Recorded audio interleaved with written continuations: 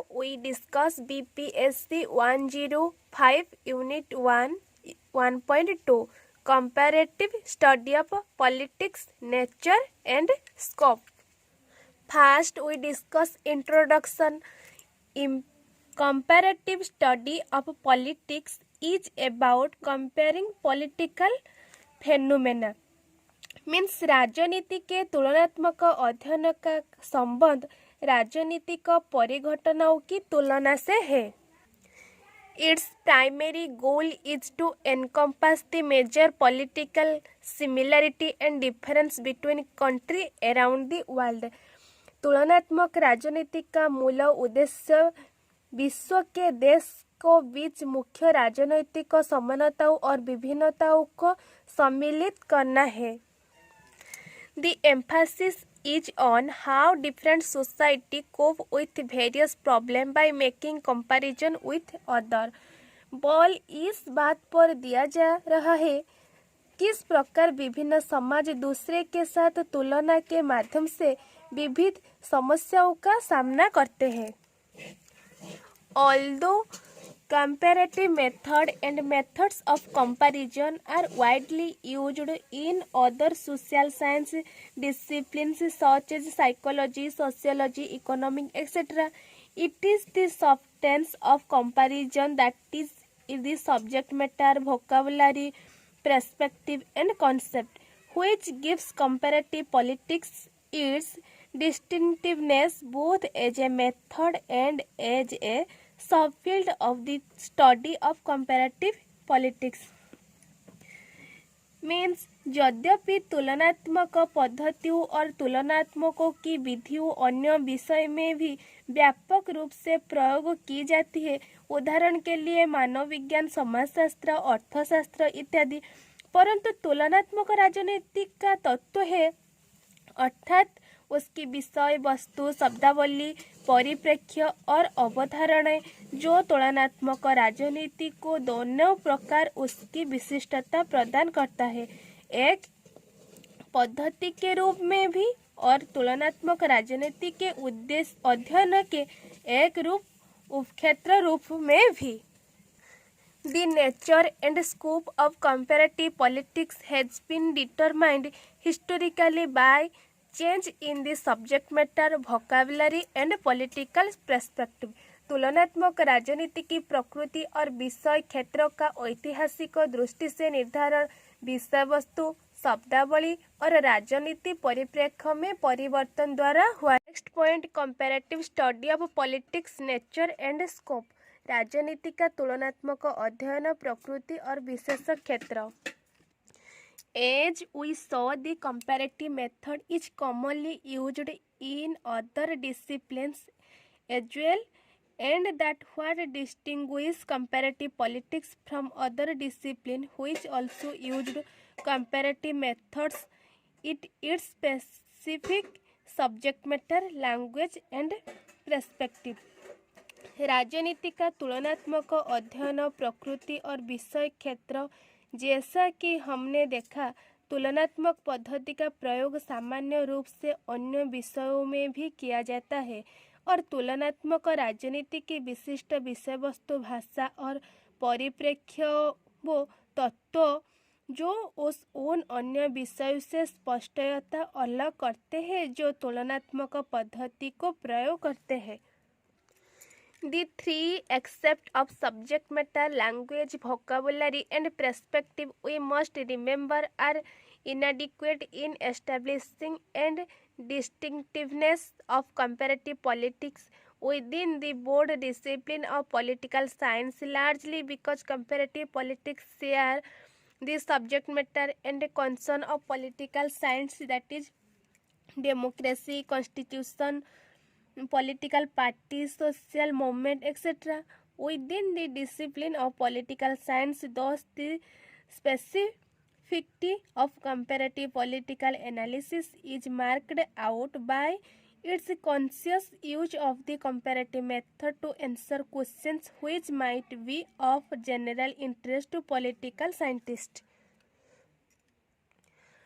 हम यह याद रखना होगा कि विषय वस्तु के तीन पहलू भाषा, शब्दावली और परिप्रेक्ष्य राजनीति विज्ञान को व्यापक अध्ययन विषय को अंतर्गत तुलनात्मक राजनीति की विशिष्टता को स्थापित करने के लिए अपर्याप्त है।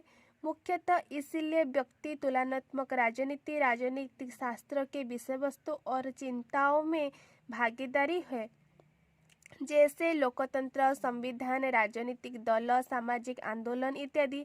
इस प्रकार राजनीति विज्ञान को अध्ययन विषय के अंतर्गत तुलनात्मक राजनीतिक विश्लेषण की विशिष्टता निर्दिष्ट होती है। उसके द्वारा सोचते रूप से तुलनात्मक पद्धति के प्रयोग द्वारा उन प्रश्नों का उत्तर देने में जिनमें राजनीति विज्ञानी को सामान्य दिलचस्पी हो सकती है। First point, comparison identification of relationship, तुलनाएं संबंध की पहचान। The stress on this comparative method as defining the character and scope of comparative political analysis has been mentioned by some scholars in order to dispel frequent misconceptions about comparative politics as involving the study of a foreign country.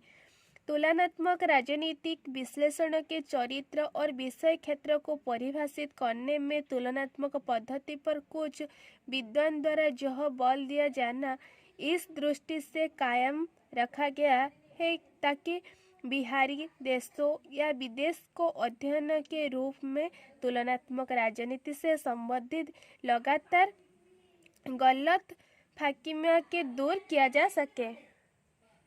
Under such an understanding, if you are studying a country other than your own, example, American studying the politics of Brazil or Indian studying that of Sri Lanka, you would be called a comparativist.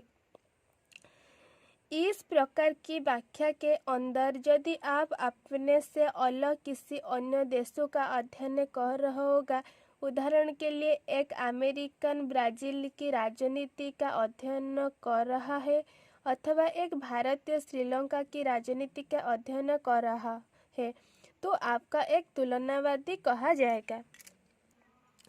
The distinctiveness of comparative politics, most comparative would argue, lie in conscious and systematic use of comparison to study two or more countries with the purpose of identifying and eventually explaining difference or similarity between them with respect to the particular phenomena being analysis. अधिकांश तुलनावादी ये तर्क देंगे कि तुलनात्मक राजनीति की विशिष्टता उसके द्वारा दो या अधिक राष्ट्रों को अध्ययन के लिए तुलनाओं के एक सस्ते और व्यवस्थित प्रयोग में है, जिसका उद्देश्य विश्लेषण की जा रही निश्चित परिघटनाओं के संबंध में उनके बीच विभिन्नताओं या समानताओं की पहचान करना और अंततः उनकी व्याख्या करना है। The purpose of using comparison, it is felt by several scholars, is to ultimately study political phenomena in a larger framework of relationship. उनके विद्वान का मानता है कि तुलनाओं को प्रयोग का उद्देश्य सामान्यताओं और विभिन्नताओं अथवा तुलना और विषमता उपागम के पर जाए हुए अंत में संबंध के एक विस्तृत ढांचे में राजनीतिक परिघटना का अध्ययन करता है। Next point, comparative politics and comparative government, तुलनात्मक राजनीति और तुलनात्मक सरकार। The often encountered notion that comparative politics involve a study of government arise asserts Ronald Chilcote from conceptual confusion. Ronald Chilcote का दावा है कि संकल्पनात्मक उपलझन के कारण इस धारणा का अवसर सामना करना पड़ता है कि तुलनात्मक राजनीति का संबंध सरकारों को अध्ययन से है। Unlike comparative government, whose field is limited to comparative study of government, comparative politics is concerned with the study of all forms of political activity, governmental as well as non-governmental. तुलनात्मक सरकार से भिन्न जिसका क्षेत्र सरकार को तुलनात्मक अध्ययन तक सीमित है। तुलनात्मक राजनीति का संबंध सभी प्रकार की राजनीतिक गतिविधि के अध्ययन से है, सरकारी और गैर सरकारी भी। The field of comparative politics has an all-encompassing nature and comparative politics specialists tend to view it as the study of everything political. तुलनात्मक राजनीति के क्षेत्र की एक सर्वसम्मिलित प्रकृति है और तुलनात्मक राजनीति को विशेषज्ञ वह सब कुछ जो राजनीतिक है उसके अध्ययन के रूप में इस देखते हैं। These systematic studies were often built around the concern with the nation building, that is providing a politico-cultural identity to a population, state building, that is providing institutional structure and process for politics, and modernization, that is to initiate a process of change along with western path of development. The presence of divergent ideological people in world politics, the rejection of Western imperialism by the newly liberated country, the concern of the country with maintaining their distinct identity, and the sympathy among most countries with a socialist path of development gradually led to irrelevance of most modernization models for purpose of global or large level of comparison. Whereas the 50th and 60th were the period there where attempts to explain the political reality were made through the construction of large-scale models. The 70th saw the assertions of third worldism and the rolling back comparison to Nehru और similar unit. इसका मतलब ई व्यवस्थित अध्ययनों का निर्माण अवसर राष्ट्र निर्माण की चिंता को इर्द गिर्द किया जाता था, अर्थात एक जनता के लिए राजनैतिक सांस्कृतिक पहचान की उपलब्धि करना, राज्य निर्माण अर्थात राजनीति के लिए संस्थात्मक ढांचे और प्रक्रियाओं को उपलब्धि करना, और आधुनिकीकरण अर्थात विकास के पश्चात मार्गों की दिशा में परिवर्तन की एक प्रक्रिया को परिवर्तित करना। विश्व राजनीति में विचारों को भिन्न ध्रुव नव स्वतंत्रता प्राप्त राष्ट्र द्वारा पश्चिमी साम्राज्यवाद की अस्वीकृति इन राष्ट्रों की अपनी विशिष्ट पहचान को कायम रखने की चिंता और विकास के समाजवादी मार्गों को प्राप्ति अधिकांश राष्ट्र ने सहानुभूति ने धीरे धीरे व्यापक स्तरीय तुलनाओं को उद्देश्य के लिए अधिकांश आधुनिकीकरण प्रतिमानों का अप्रासंगिक बना दिया। जहां एक और 1950 और 1960 का दशक वो काल था जहां बड़े पैमाने को प्रतिमानों को निर्माण द्वारा राजनीति को यथार्थ की व्याख्या करने का प्रयास किया गया। वही 1970 के दशक में नृत्य विशारदों को दबो और इन प्रतिमानों को पीछे हटाने को देखा। फिर 1980 के दशक में हमने संकीर्ण और छोटी इकाई में तुलना और स्तर में संकुचन को देखा। This is the basic concept of comparative politics, nature and scope. If you like this video, please share and subscribe this channel. Thank you.